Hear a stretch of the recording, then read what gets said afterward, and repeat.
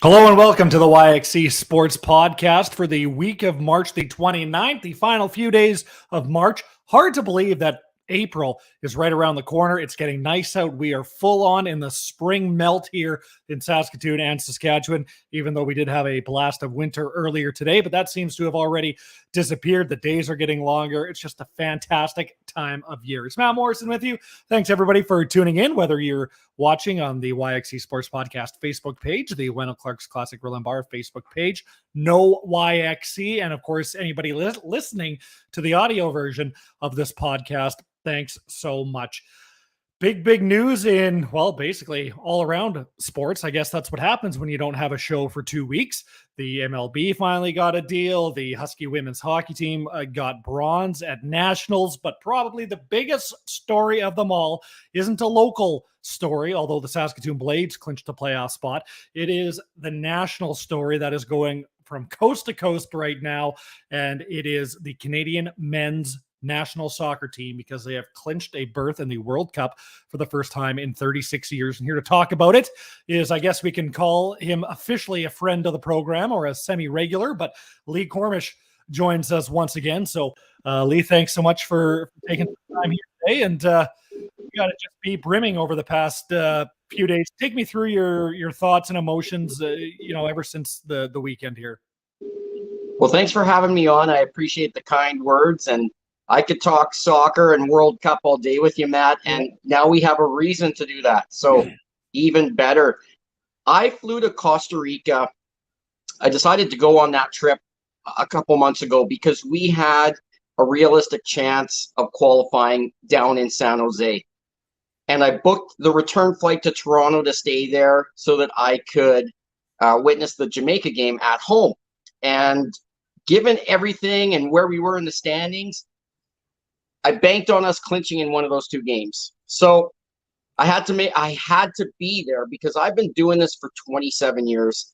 The Canadian men's soccer team is my number one sports team. It's my love. It's my passion. It is at my very top.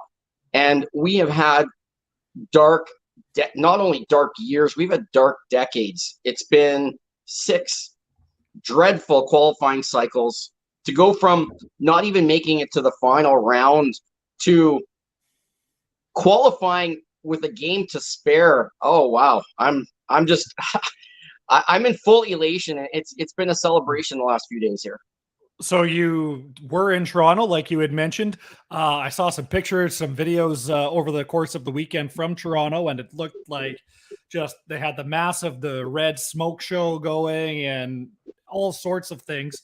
What was that experience like, just being in Toronto at the time that they won against Jamaica? It started a couple hours before the game. We had gathered. There was tons of fans on the one side of BMO Field to welcome the team bus. And the scenes I've never seen before in Canadian soccer. There were thousands of fans waiting for the bus. We set off red smoke bombs. There were streamers flying all over the place, and everyone was loud. There's people holding posters. And when the bus arrived, we just gave them the warmest welcome possible. And that was the first time I had experienced welcoming a bus at that high of a level. Matt, it was absolutely freezing cold in that stadium. And I was not dressed for the conditions. I figured, it's Toronto. I've been to Edmonton. I live in Saskatoon. How bad can it be? It was absolutely freezing. We were at the south end of the stadium where all the Voyagers are, and I was front row. And that wind, normally it's at our backs in that side of the stadium, but this was head on, and I had to buy a sweater from the souvenir booth for $110 just to stay a little warmer. The atmosphere inside BMO Field has never been like it was that day. It's the first time that BMO Field has sold out a Canadian men's national game. They had never done that before. So there was over 29,000 fans. Every seat was full. Some people were scared that it was going to be a pro-Jamaican crowd. There was not that many Jamaicans to be found. It was a red and black Everyone was standing for almost the entire game. Also something we've never seen before. It was so loud, and we sealed it early. Like, we scored a goal. We were up 2-0 at half, and we knew that Jamaica was not coming back. We had done enough. Jamaica would have had to win that game 3-2, if you're looking at the halftime score. We knew it was in the bag right there. So the second half was just 45 minutes, and it was just building. It was getting louder. With about 15 minutes left, it was just getting louder and louder and louder. And the Voyageurs, we did the entire south end of the stands, also the largest Voyageurs specific seating area possible. As you've seen from TV, the amount of Canadian flags, they put a flagpole with a Canadian flag about every 5 seats. So they set that up the day before the Voyageurs do. So we've all got flags waiting for us. Lots of us are bringing flags anyway. So these were scenes that have never been seen before to this level. I mean, when we qualified in St. John's, Newfoundland, there was a lot of Canadian flags that day, and it was a pro-Canadian crowd, and it was great. But this was another level. This was about, times 6 with the amount of people. Talk to me a little bit about, obviously, the game against Jamaica, which they ended up winning 4-0. They finished first in the CONCACAF standings with 28 points, I believe it was, a record of 8-4-1. Talk a little bit about, obviously, the Jamaica game, the clinching game, if you will, but just the whole process leading up to this and just how good this Canadian team, has been in the games prior. And then, obviously, it all kind of ends and combusts with the victory over Jamaica. But if you could just speak to kind of their performance leading up to this past weekend and then this past weekend as well. Well, we were so far ahead in the standings. We were okay to lose in Costa Rica. We could have actually lost to Jamaica, and we'd still be qualifying with another loss to Panama tomorrow. That's how far we were ahead of the rest of the teams. We could have lost these last 3 games, but we're way too good for that. We outplayed we outplayed Costa Rica with only 10 men. We had that early red card, and it was a new test for this team.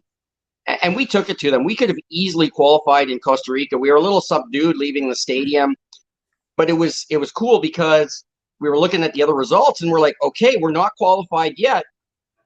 And I was talking to Julian de Guzman. He's an absolute legend.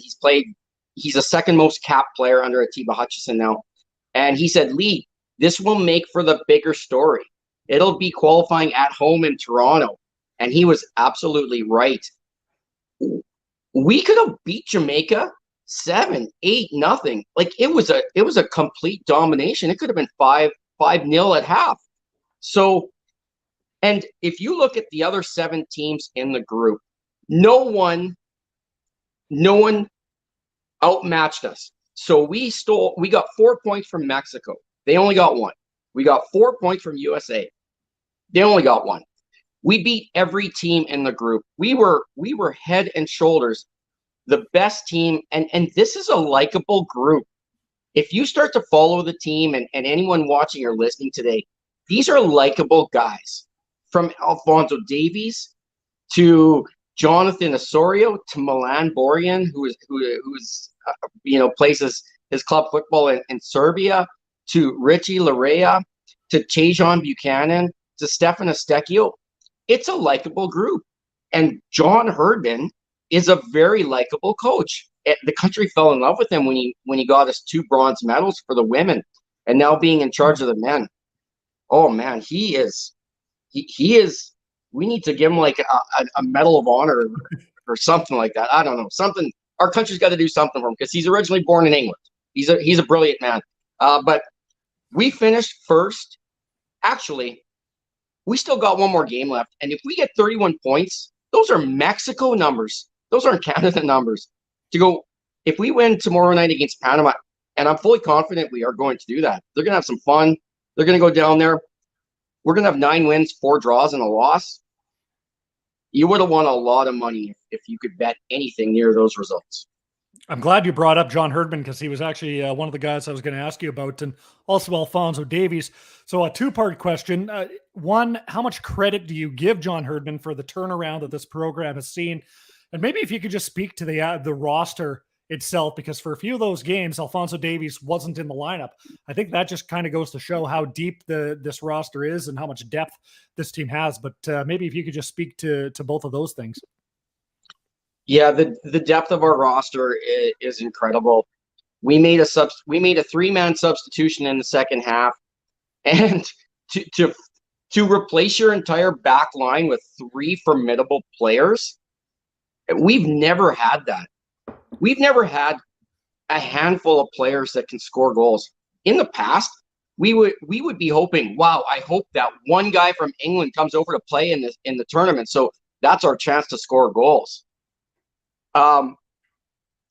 Without Alphonso Davies, we played half of this campaign without him, and we were very good in every one of those games without him, which tells you when you don't have to rely on your number one star, your top player in the world, and you can still win games. Just imagine if Alphonso Davies is inserted in that lineup, and when he will be. The only time we really missed Alphonso, like when you could tell, was that first half in Costa Rica. It was like, man, if we could just have an extra gear, just someone to light this up. And that was the only time I really felt like I missed Alphonso Davies. When goalkeeper Milan Borjan, when they were doing the ceremonies, John Herdman was being interviewed, and he looked back and he said, "This guy did it. It's all him." And I fully believe that. I don't think we are where we're at even close without John Herdman. To take this team from nearly 100th ranked in the world to now the top end of 30. Matt, this guy's a magician. He does TED Talks. He's so inspirational. And to get the most out of every individual player, I'll tell you, this is the one thing. Why are we ahead of the U.S.? I'll tell you why we're ahead of the U.S. right now. Because U.S. comes in, and they're a bunch of individuals. When John Herdman took over, that was the first thing he said is, you leave your individual, that's gone now. You put on the maple leaf, you play for this country, and if you can't do that, you won't be a part of this. They used to go on trips, and you would have half the team at a Starbucks down the road. I don't know if I told you this before, but you'd have half the team at a Starbucks down the road, you'd have the other half in another coffee shop. There was no camaraderie. So they'd go and play games, and they'd lose these games. They weren't competitive. Now they call it a brotherhood, and I call it a family, and you can see it. They are bought all in. When the players come, they're in the program 100%, and that is our coach, John Herdman. We have a question from Rob, who is watching on Facebook, and he's asking if Canada can get into pot 3, what would it take? And I'm glad Rob asked this question, because a lot of Canadians aren't used to, World Cup qualifying and stuff like that. Maybe if you could kind of explain how the pot system works with the draw that's upcoming on Friday, and then maybe if you could speak to Rob's question about if they can get into pot 3 and what that would take. So before the World Cup in 2018, they used to go just on region alone. So you would have the North America, so you'd have USA, Mexico, and whatever Costa Rica will say, with the Asian teams. So Japan, Australia, Saudi Arabia. You would put those all into one pot, which means Mexico would never draw against an Asian team. And the Asian teams are typically weaker. So you would have teams like USA and Mexico typically get into a group of deaths, if you will, because they were essentially put in the worst pot. They changed that in 2019, and it is all for the better. So now it's based on FIFA rankings. So you've got 4 pots. You have your top 8 teams in the world in pot 1. They'll all get drawn. Then you got the next 9 to 16 in pot 2, and then you've got 17 to the next is pot 3, and then the bottom 8 teams are in pot 4. So it's a lot more fair than it was before. Did we think that Canada could get into pot 3? Not a few months ago, but after they got amazing results at the last window, and right now they're setting themselves up so close. They need to win in Panama, but we also got to look at the other results. And today did not favor us as well as it could. We needed Mali to, I'm getting into some finer details here, but we needed Mali to upset Tunisia, which they didn't. But they did tie that game. So Tunisia was one of the teams on the bubble that we could have passed. So it's going to be very close with them. We had a big upset. Ghana beat Nigeria. So we are now Nigeria's out and we're ahead of Ghana. So we're going to be very close to that pot 3.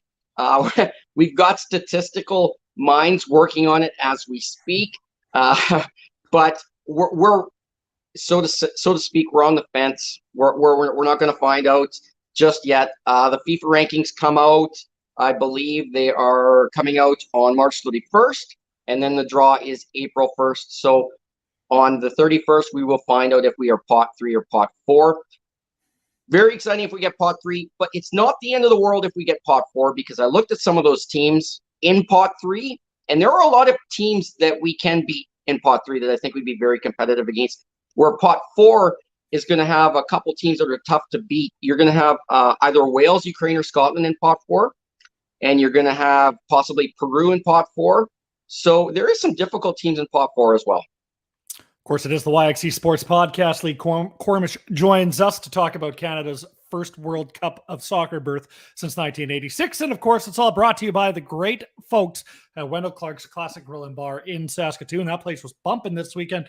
They had the soccer on, they had the hockey on, they have it on all the time. That's going to be your go-to place as well for the World Cup in Qatar, which is in November of 2022, which really isn't that long far away. It is Wendell Clark's Classic Grill and Bar on the corner of Circle and Idlewild in Saskatoon.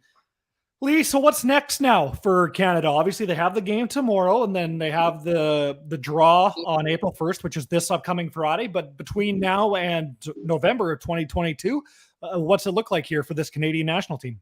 We will experience things we've never experienced before. There's two big things. Well, one is already scheduled, and that's the Nations League. So we're going to play some more games against teams in our region, and that's going to happen in June. Those are going to be great matches for John to maybe insert some new players into the lineup and really have some, that'll be some great warm-up matches. So that's in June. The other thing you're going to see is we are going to get some amazing friendlies. I know soccer's got this weird term, friendlies. So it's just to have an international match against another team that's not part of any competition. It's just to get two teams out and to play, and they call them friendlies. We haven't had big international friendlies since USA hosted the World Cup in '94, because you had us play Brazil in Edmonton in a warm-up game for them to go to the World Cup. We were neighbors and close by, so teams like Germany and Spain and Brazil and Morocco, I believe, played us games spread around our country. We tied Brazil, which was one of the biggest moments in our history, in front of a large crowd in front of Commonwealth Stadium. I give credit to Edmonton because it seems like, they've always played a great host for us. But what you're going to see, Matt, is we are a desirable team to play. Teams are going to want to call Canada up and set up friendlies with us. So what I feel we need to do is, we know our region, but we're not playing our region at the World Cup. We could play a team against Africa. We could play a team in the Asian group, and we're definitely going to be playing one, maybe two teams in Europe and potentially a South American team. So I feel that we need to take on a big team from each of those regions to just get a feel of how they play. And I can assure you that John Herdman's going to line up some excellent friendlies. Our president, Nick Bontis, is a phenomenal president. He sees it. He's a massive soccer fan. His kids play. So I can see those guys lining up some great friendlies. It would be cool if some of those games were here at home in Canada. That's something that we're not sure about yet. So you look at obviously all the traditional powerhouses of the World Cup, right? You look at all the powerhouses that normally go, and then you look at Canada and you say, they're probably not going to fare so well. But this is a group that's confident. This is a group that's been underestimated basically the whole time, and they just keep giving people reasons to believe, even though some of these people don't want to believe them or whatever. So I know that this is a long ways away, the World Cup itself. But when you look at, what Canada's, performance or expectation at the World Cup is going to be. Obviously, if you ask Team Canada, they're going to go win the entire thing. Whether that's going to happen or not, right? We all have our opinions on that. But what do you think a realistic expectation for this Canadian team is going to be at this World Cup? Well, the draw we're hoping that the draw is kind to us, of course. But there's another aspect of the draw that I don't think we fear anybody. Yeah. I think you could bring on some real strong teams, and John Herdman will prepare for those games as he will. So we're looking forward to that. One thing I can tell you, Matt, is that no one wants to draw Canada. Yeah. On the draw on April 1st. No one wants us in their group, especially if we're the pot 4 team. We will be the best pot 4 team, along with Peru is very good side as well.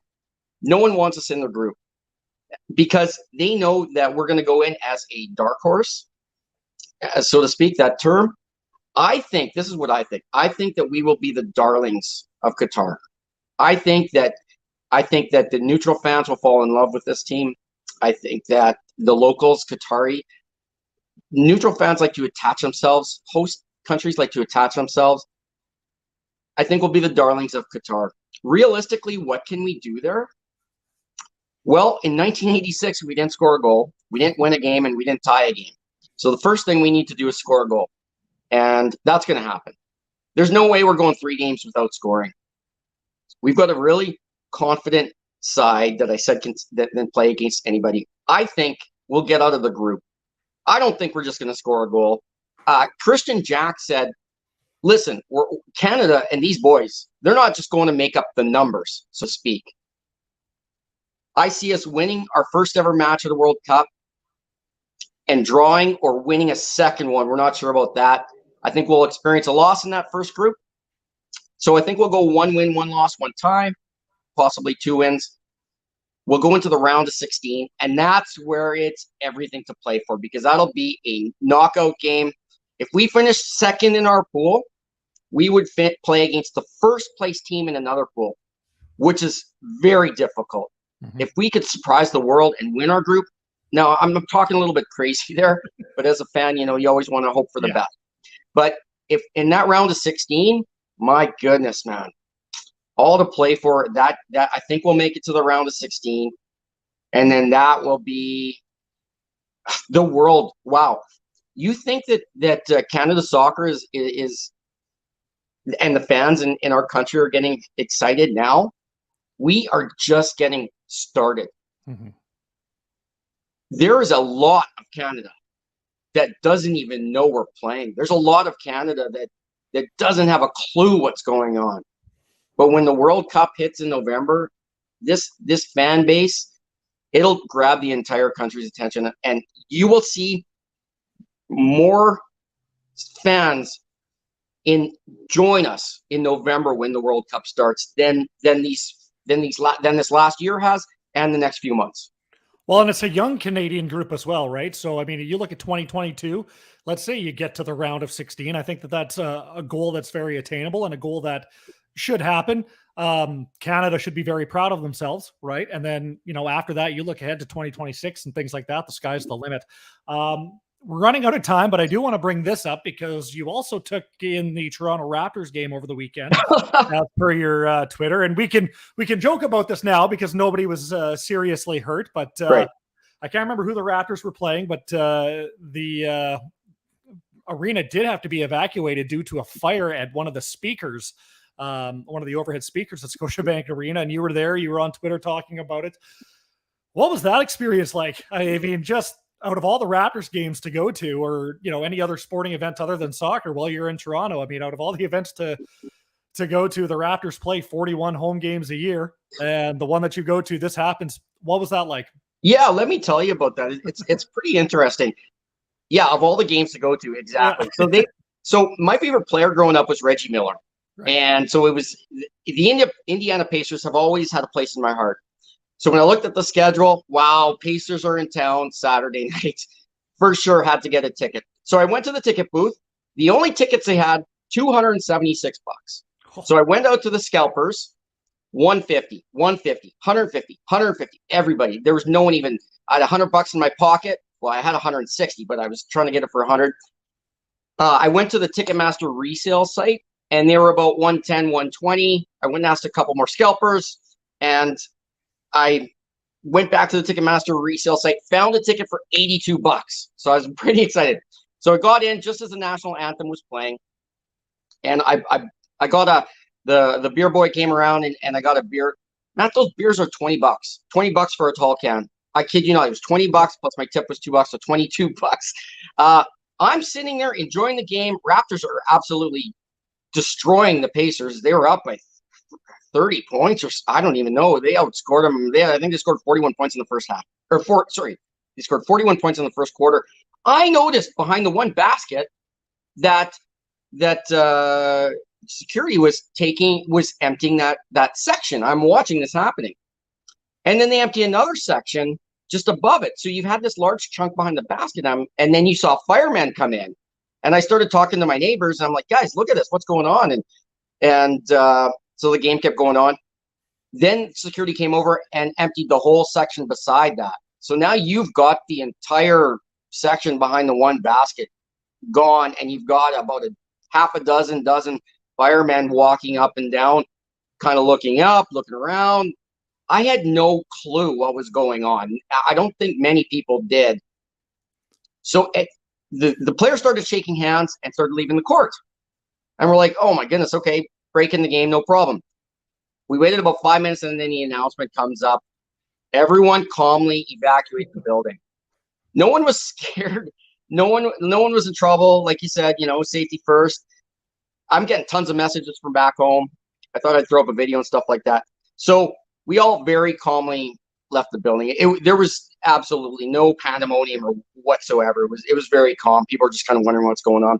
So we get outside the building, and I heard someone say a speaker was on fire, and they showed me the little hit of flame just in one of the speakers up high. Yeah.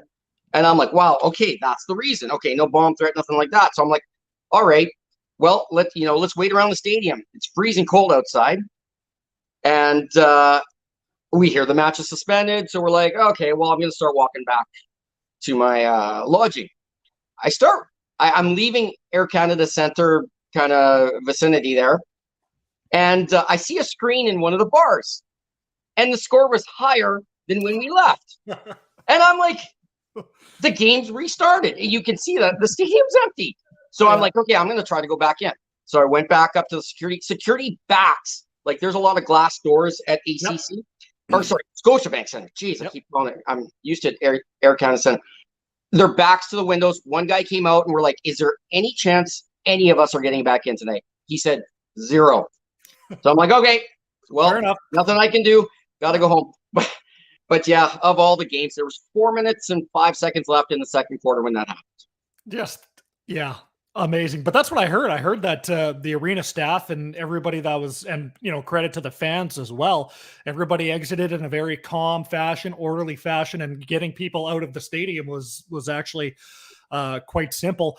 Going back to that video you put on Twitter, I guess I had 2 questions about that video too, because you had mentioned how you had just cracked this $22 beer. So the fact that the $22 for the beer, that checks out, that part of the story checks out. But you also said how you had to, more or less guzzle down this beer before you left. So the other question I had was that accomplished? I was not leaving that stadium until that beer was. I was about half done, and it was a tall boy, so it's like the big, not a big Colt 45 can, but it was a big can of beer. When he came around, I'm like, yeah, I'll grab a beer, and then he put the Interact machine in front of me, and I put tip 10% or whatever it was, and it popped up $22. I couldn't believe it. I didn't know what the price was until I actually put my Visa card down. But yes, I was not leaving without that beer and my popcorn. Well, hey, at least Toronto was all worth it. You got to see almost a whole half of a basketball game. You got to see Canada clinch their World Cup berth. So I think that it was probably a successful trip. So Lee, thanks so much, man, for joining us here once again on the YXE Sports Podcast. Anytime, Matt. I really appreciate you having me on. Sounds good. That's Lee Kormish once again talking about the Canadian men's soccer team clinching their berth in the World Cup. The first time since 1986. That World Cup is in Qatar in November. They have to have it a little bit later in the year just because of the heat and things like that. So that wraps things up for this week's episode of the YXE Sports Podcast. Big thanks to everybody for listening. Big thanks to everybody for watching, and we'll see you next time.